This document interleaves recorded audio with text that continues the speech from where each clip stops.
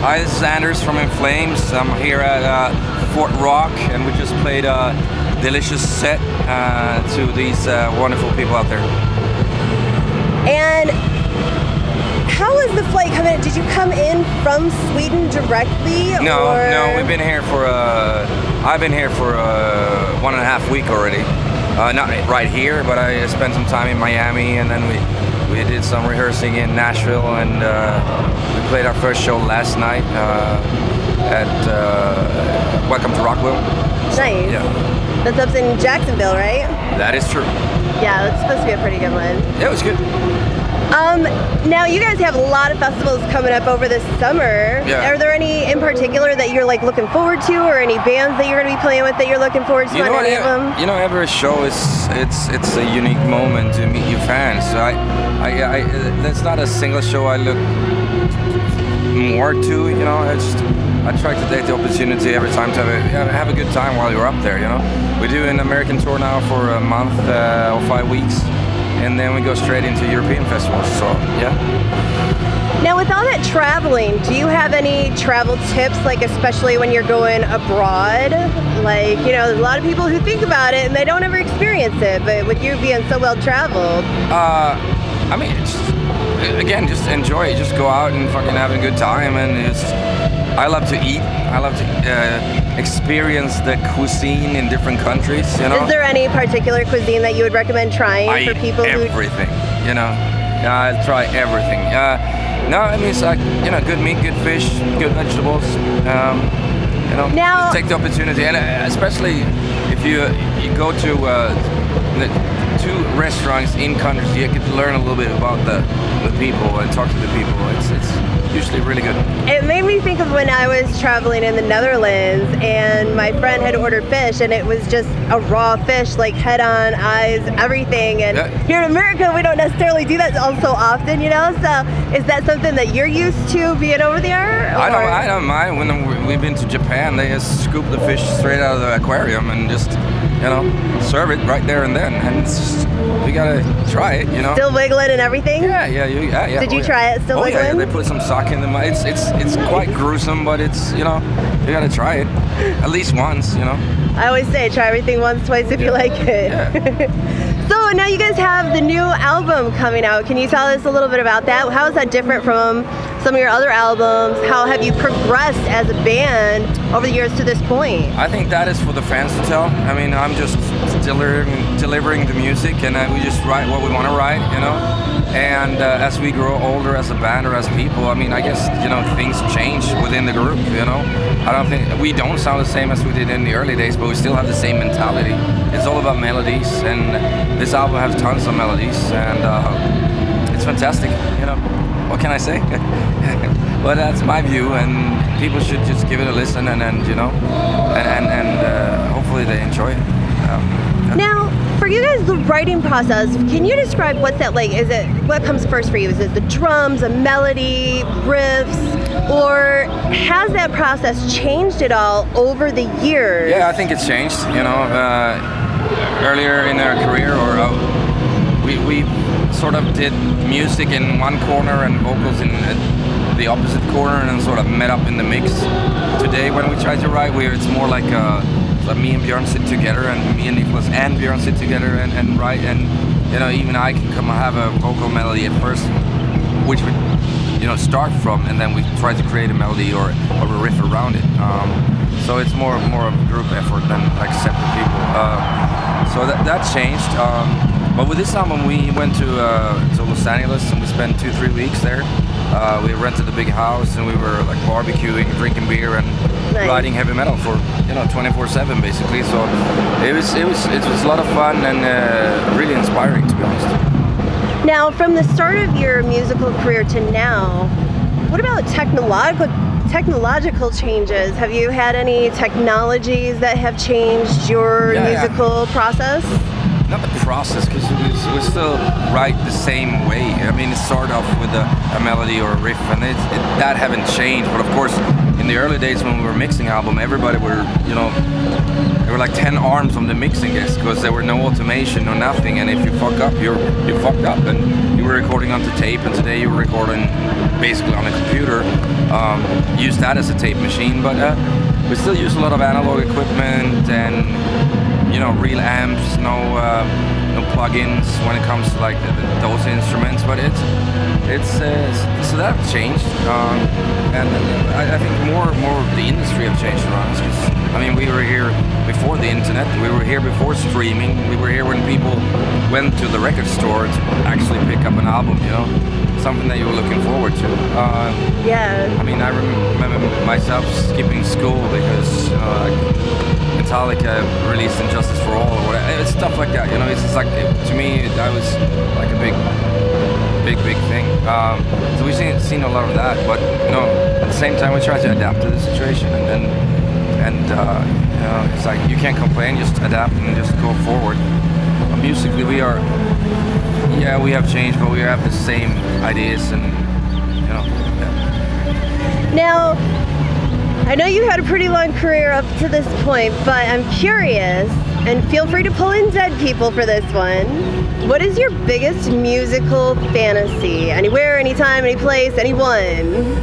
Wow, I mean, you know, there's people I really admire, that I look up to. That would be amazing to do a collaboration. Like Trent Reznor would be one, because I think he's an amazing producer, songwriter, and you know. Another one, Maynard here today, like Perfect Circle here today. Tool, I've been a big Tool fan from the early days. Something that people might not, you know, get at first, but Martin Gore from Depeche Mode is another one. He's an extremely talented songwriter. Sure. You know, these people I look up to, but we've been fortunate too to play with a lot of, you know, talents I say, but like bands, you know, like we played with Iron Maiden, we played with Metallica, we played with Slayer and these bands, and Judas Priest, and these guys took us on tour, and that's fantastic, you know. I couldn't even dream about it when I was young and had those albums in my hand, and really, like, one day I would play with them. So it's been a fantastic ride, to be honest. You know, if In Flames would end today, I would be like, fuck it, it was awesome. You know, I surpassed all my dreams and goals and anything, but I'm still hungry for more though. I still want to continue. Yeah. So traveling so much and meeting so many people, it kind of reminds me when I was covering the Waldrock Festival in Bergen, which is in the Netherlands, and a guy next to me said, "Oh my God, there's the guy from Jewel." And here in America, Jewel's like the chick with the guitar, you know. And I'm like, I don't see the blonde chick. They're like, no, European bands. So I'm curious, have you ever like been maybe in a festival setting or some other setting where maybe somebody was like right next to you, you had no clue who they were? And has that ever been like an awkward situation when you're around so many different famous bands at these big festivals? I mean, I am not, I don't really, how can I say,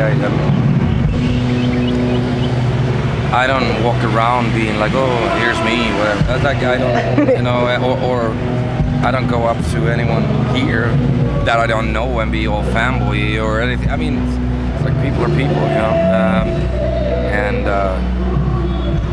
you know, it's to me, it's like sort of whatever, you know what I mean? It's like I don't really care that much. Like I appreciate others and I appreciate what they do, and yeah, we're all fucking humans, you know. That is a very good way to look at it. Yeah. Have you ever had a situation where you've met somebody that you've looked up to that maybe that illusion was shattered once you met them in person type thing? I mean, no, not really. I mean, if I did, I forgot about it because it doesn't matter, you know? Because why should I care, you know? But I don't think so. Usually a lot of bands that have been doing this for a long time are super cool people. It might be like some newer acts maybe that just, you know, they have that attitude, whatever, but they learn pretty quick that, you know, you can't, because you can't be addicted to people, because it's, I mean, it's one That's thing. very true. It's one thing when advice. you're like up there and you're like, you have the success or whatever, but as soon as that is done, and if you treat people like fucking assholes, you know, they will disappear when you lose a little bit of fame that you have, and then, you know, so I think it's better to treat people in a good way, no matter who you are, you know. Now, growing up in the other side of the country, the other side of the continent, the world, yes, the pond, very good. Is there any differences that you've noticed, you know, touring the world as far as, you know, locations and their music scenes, one versus another? Is there any notable differences and any similarities that maybe people might not expect? I think earlier on, before the internet, you can see differences, but now people are up and coming back. I mean, everybody watch YouTube, or like it's so everything is so accessible, so it all melts together in a way. You could really see a difference between you know, Asia, Europe, America, South America. But now it's all like one big. Everybody moves the same way, do the same gestures, screams the same way, chants the same way. You know, it's just a different language, I guess. So it's a lot of more like mainstreamed, and people. It's sort of the same in a way. Now, do you have any side projects or anything that we have not talked about that you want to make sure we talk about? Any special links that people should check out online? Anything at all? Well, I write music, but I do that solely for my own purpose. I don't know if I ever gonna release it. It's just like more like my meditation, you know. Like I have a studio back home that I work in. But then I brew beer. I have a beer.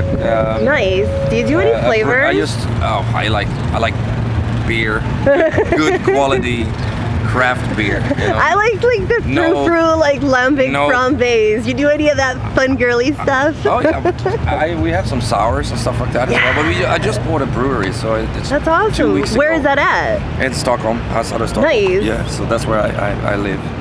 So that is just starting, and we're making a lot of. Now, what's the name of that? If somebody's traveled to Stockholm, they can just. It's called Frequency Beer Works. Frequency Beer Works, awesome. And then I have Clayman, like my own, like I do like clothing and stuff like that, and like T-shirts and shirts and whatnot. And how long have you been doing the clothing for? It's just started I launched it in November or December. So awesome. That's pretty new. Are you doing like anything for the ladies, like panties or? I do a lot for the ladies. Now, what do you mean? Yeah, we have. People always do the generic T-shirt and forget about the fun little thongs and stuff. Oh, you know. we don't do fun little thongs. No. What? No. Whips? Not yet. Who knows? No, I mean, it's just starting, so it's just building and getting the brand out there, and we'll see where it leads and where it goes. Now, where is the clothing available at? ClaymanLimited.com. So we have got a site there where you can order. Then it's just spending time with the family. You know, like the day only have 24 hours.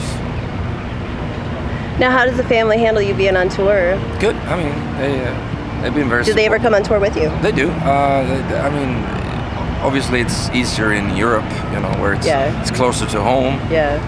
And my kids go to school, so I mean, you can't fuck up their day, you know. It can't work like that. But they do come out, and they support me, you know, and support us. We all get kids in the band, and everybody, you know, they've been there for a long time. Nice. Well, is there anything that we have to add in as closing remarks? Anything else that you want to make sure we mention? Anything at all? Advice for people? Advice for people? Stay hydrated. Yes, especially down here. Yeah, no, it's crazy warm here, but no, I think you covered, you know, pretty much everything. Awesome. Well, we really appreciate you taking the time to talk to us. Have a good rest of the tour. Yeah, thank you. Bye-bye.